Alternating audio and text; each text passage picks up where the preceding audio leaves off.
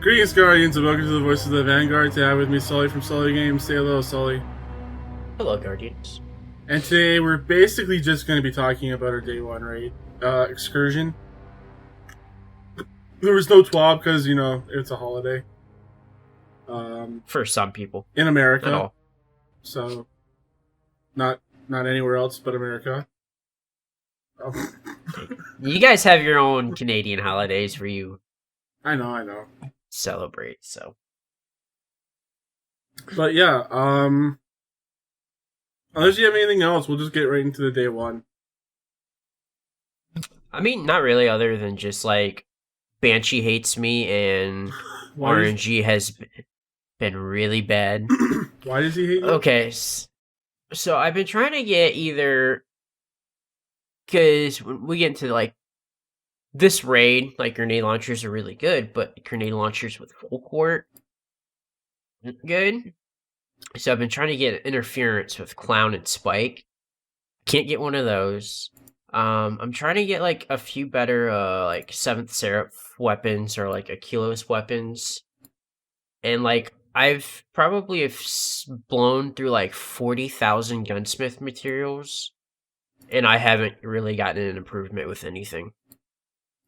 Like, there's been, like, a few drops that's now in the loot pool, like, that I've improved, but they're not weapons, like, I probably won't use until, like, there's some type of, like, buff to, like, those weapons, but I have them now.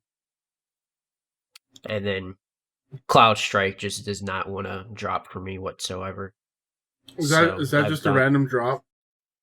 Yeah, that's, so when you complete, so after the raid, obviously, like, a bunch of other things, like, open up in the World of Destiny, and once you go to Varix and you do Explorer 1 and you finish that, well, you have, like, 2 quest lines. You have to finish a quest line from Exo Stranger and then Varix, and then more things open up, and then you complete his Sabotage Explorer 1, Explorer 2, that will unlock, like, a hunt that will be, I think it might be like a weekly rotation or a daily rotation. I'm not really for sure on how they change it. But it's like just on the map, and then you just click that and you go into it, and that's where like Cloud Strike can drop, and it's rare like on all, like you can choose the levels and stuff. It's rare on all 4 levels. So I've just been running like the easiest power level, and I've probably have done like 20 of them now, and still haven't gotten Cloud Strike. Wow. So, yeah. It's RNG's not been fun, and I don't have the rocket launcher yet from the raid, which that doesn't really surprise me. But yeah, I have. I've barely played this game since the raid. I haven't gotten to Lament yet. You need to. It's so good. It's gonna get nerfed. Yeah, I know. It's getting nerfed. It's just.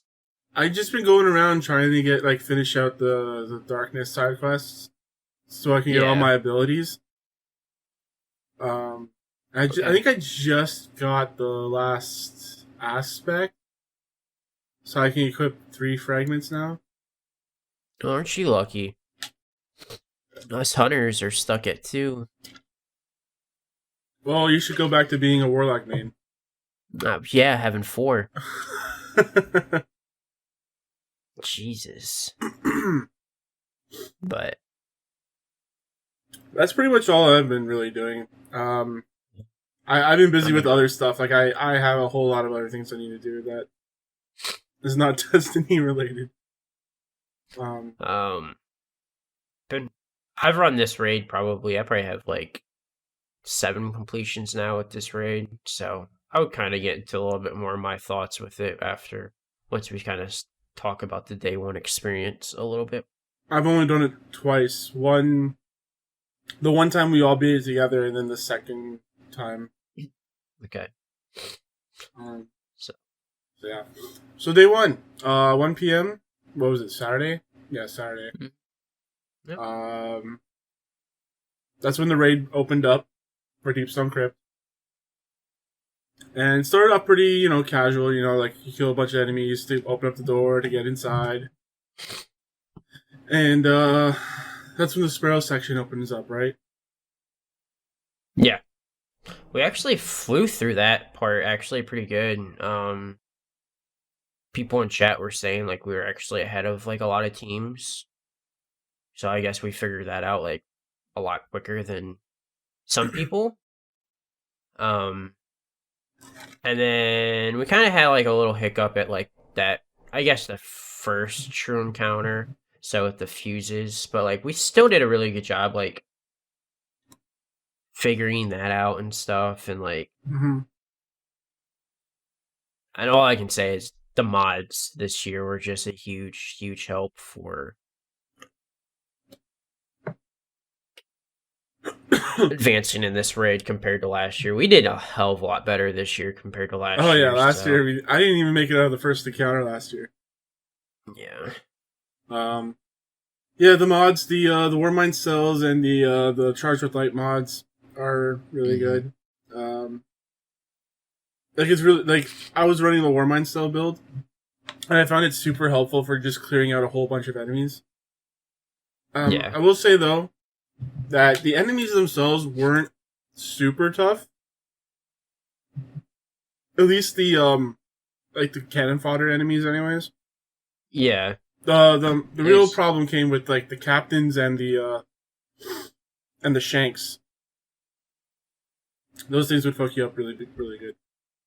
Yeah, the Shanks. I mean, the Shanks honestly didn't bother me too much. It was definitely the captains were the big problem because, like, up top, Aldrin, and I, like, we did a pretty good job making sure, like, in terms of like ad clear was good when we got to that second phase. But like, yeah, once we like figured out, like, we got really close a lot of times with the first phase, and we kind of finally figured that encounter out.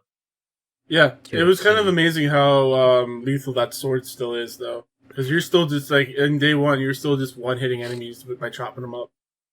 Yep. So, and then,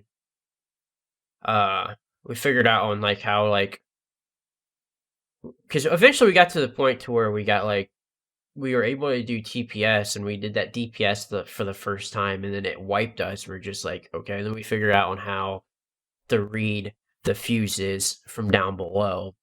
And then once we figured that out, I think it might have took us like 1 or 2 more attempts after that, and then we were able to get past that first encounter. I think we're on that first encounter for maybe like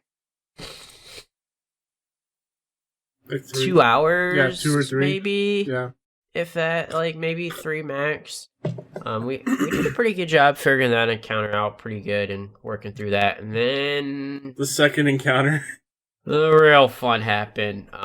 The real challenge of the game. Yeah, that took us probably 6 hours to do.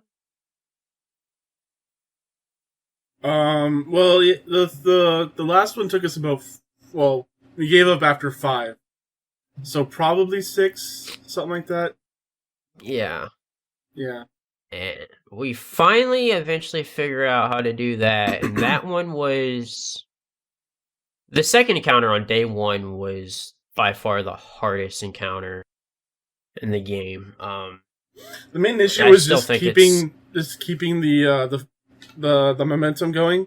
So like once you get the hang of it, like deposit, like getting scanner, looking at the enemy, depositing scanner, send it off to the other team, and they have to pick it up and look for the enemy for which one to kill. Just keeping that going for like, what was it, 5, 6 phases? Like that's difficult to do.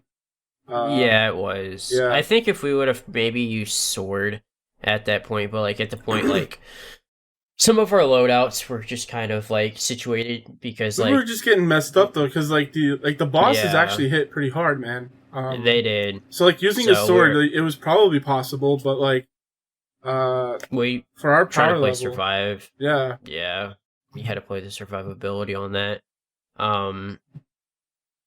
And we got through that. We fought through that. we actually, I think together we worked pretty well as a team. I mean, there were some times where there were some tense moments, but it's kind of expected for a day 1 raid when everyone's trying to give their input on things. But very pleased with on our team, even though we weren't able to finish it. I saw people stuck on the second encounter for 15 plus hours. They couldn't get past that second encounter. So yeah. I even saw people struggle on the third encounter, and we flew. Yeah, it was kind of hilarious how fast that went. Like maybe like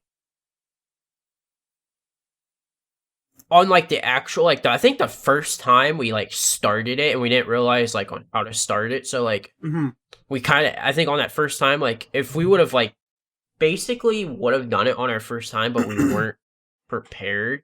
And I think that second time we did it, we almost finished it, but then I died and we didn't have a res token and it wiped us. And then it literally, I think it literally took us 3 attempts and we finished that third encounter. That third encounter is literally a joke in that raid. It's really easy. I still like that third encounter. Like I know I've only played it maybe 2 or 3 times, but like I still like it. I just like how hectic it is and like trying to like deal with the ads and then deal with the bombs at the same time. It's a cool encounter just because of like what's happening. Right. Like, and then after the third encounter, like it still my favorite part of the raid comes up and like the platforming on this. I mean, I remember like day one. Well, after the second encounter is when the platforming happens. Oh yeah, so after the second encounter, and like the platforming on that was just insane. You literally go. Well, okay, so to backtrack a little bit, you go in through the Deepstone Crypt. It's on the Europa, and then in the second encounter, you go to space. And then since you're in space, you're in a space station. After the second one, to get to the third one, you have to go outside the space station and like jump across platforms, and like in outer space, other sections. Yeah, in outer space, it's kind of awesome. The sound direction they did with that was amazing. Just having that, and the dialogue is really good too. Yeah, this raid has a lot of dialogue in it, which I'm really happy with. Because a lot of the raids, at least beforehand, anyways, didn't have a lot of like lower dialogue. You know, like maybe Last Wish had that, but that's about it. Yeah, Last Wish did. Yeah, you get to actually hear Clovis praise like audio logs and stuff. And there's also audio logs throughout the raid for Exo Stranger, like telling everyone what her experience was like going through that area. Yeah, it's a great raid, lore reasons and just playing gameplay reasons. It's a fun raid. Once we finish it up, so we finished, the third encounter. We got through all that stuff. We got it pretty quick. And it was getting late. Like, I was struggling on that last encounter with the survivability, just I was out of it by the time we got, were all tired and exhausted, man. And so we gave it a good fight. Like, we figured out the mechanics. Yeah. For the boss, we just weren't able to stay alive, or even if we did, we weren't doing enough DPS. So, like... Yeah, okay, so that's one thing I've been thinking about.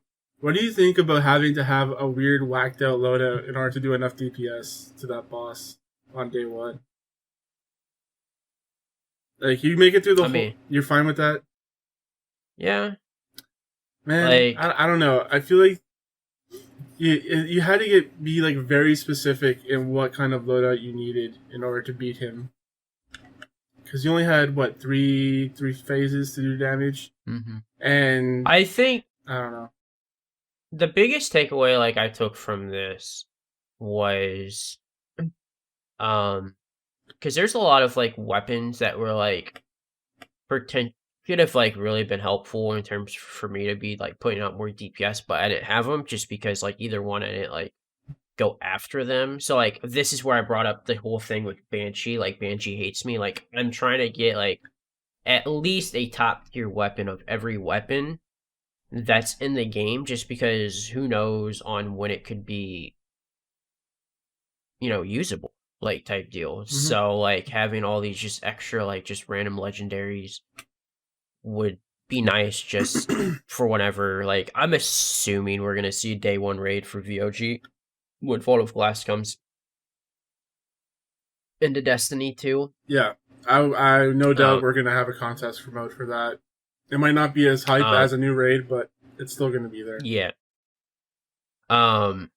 So, like, I don't have an issue with it. Like, you're going to have to, like, figure out different ways, different mods. I mean, you're 20 powers below, like, now it's a cakewalk. I mean, I think this is one of the easiest raids we have, like a legitimate raid, not like a eater raid, but like a legitimate raid. I think this is Deep Stone Crit's probably the easiest raid in the game. And Destiny too. Would you put Scourge above that though for easeability? Difficulty? I think Scourge is easier.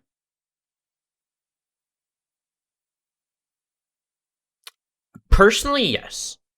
But teaching Scourge sometimes to people and they don't understand CAP. Okay, that's the yeah. Okay.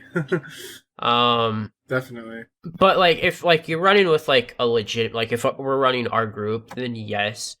But like honestly, like there isn't really any confusing mechanics in this raid. Like once you understand this raid, it is super easy. Like so like that's kind of like my biggest like thing, like I'm kind of like upset with like this raid. Like I feel like Garden is tougher and then this raid. And like and I think this raid's actually better than Garden. I think it's a very good raid. This raid is way more fun than Garden is. Yeah, but like it's super easy. It's starting to get boring to me. Oh no. Like it's just kind of like they need to add like a prestige mode because like we're already knocking out like pretty much all the triumphs in this raid. I haven't even touched them. So like we already have the first encounter. That's done. And I want to say there's something at I think we got like something at the boss that's finished too. But I think that one's just kind of like pretty easy to do in general. So like you have to dunk them like in and then we also have the second encounter. We have to like kill the servitors within 5 seconds of each other. So like you literally just everybody waits until everybody has their servitors down low, then you just kill them all at once. It's pretty simple. So like nice. But it's a fun raid. Like I enjoy it, but like I'm hoping to see that we get something a little bit more challenging down the road. One good thing that they added to this raid was the end chest. Yeah, that's really good too. So you earn these spoils of spoils of war, spoils of. Well, sometimes you don't. I have yet to I received I think spoils on my hunter, and then Ninja and I have a bug where we're not receiving spoils. Yeah, that's why I asked you before. Do you only get the spoils from the secret chests? Because I wasn't getting spoils at one point. But like supposedly other people in our fire teams have been getting spoils at those chests, and Ninja and I aren't. So Ninja says that he read something on I think Reddit, or maybe there was a tweet out that there's a bug. That's so dumb out there. So yeah, I literally haven't been getting spoils, which is really annoying because like I want to get good stat rolls on that armor for my hunter, but like I don't really have enough spoils. Mm-hmm. But yes, that end chest is really a really neat idea. So you can essentially just if you have enough spoils, you can open up crates that give you a chance at a weapon or armor piece that you don't have. Or you could have. Okay. Like you could get once you have all that stuff out of that chest, it will have a check mark, and you can roll for anything that you have earned throughout that raid. Mm-hmm. So for instance, I earned a machine gun at the end, and I was able to spend enough spoils to get another one, and I got a better roll. So it's pretty. Yeah, so it's really good. I think it's a really good idea to keep that.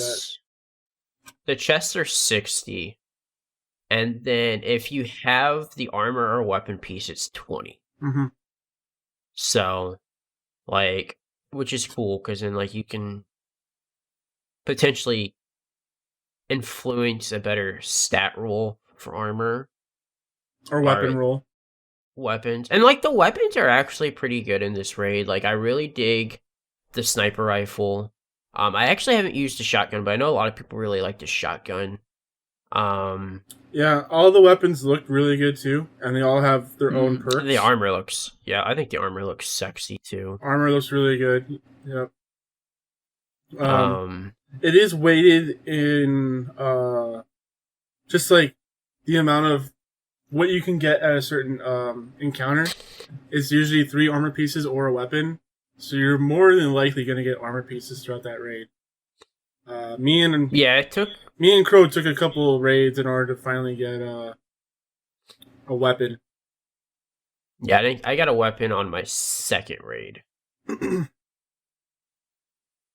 Like I think I literally got a weapon on like the first one. I think the first raid weapon I got was the hand cannon, which I don't know. I'm not a huge fan of the hand cannon, but I know Crow and Lance are really liking it. I don't know. I was just like, it's all right, type deal. I'm not super big in the 180 hand cannon, so yeah. Then I want to get the scout rifle and just try it out, but I haven't had that drop. And like the machine gun's a good hammerhead replacement for PvP, I think. Here's the thing: I haven't even had a chance to try it yet. I've just got it. Yeah, I mean it's fine. Like it's a machine gun, so like you're not ever gonna really run it in PvE too much. But like for like PvP for picking up heavy, like I feel like it would be a good hammerhead replacement. But yeah, so far, I mean, I love the sniper. The sniper feels so good in PvP too. So, but I want to get Cloud Strike because Cloud Strike, I guess, has been it is insane DPS on Taniks. Like at the end, like insane DPS. So I want to try and grind for that and get that bad boy. The fuck is yummy.